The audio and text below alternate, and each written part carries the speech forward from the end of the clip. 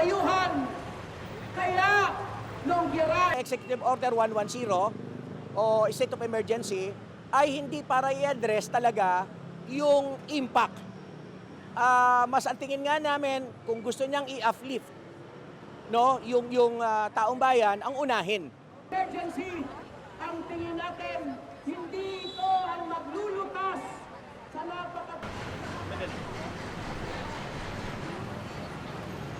Tumindig ang gobyerno ng Pilipinas sa pagpapatigil ng gerang agresyon ng Estados Unidos laban sa Iran. Kasi yung impact ng oil disruption, apektado tayo.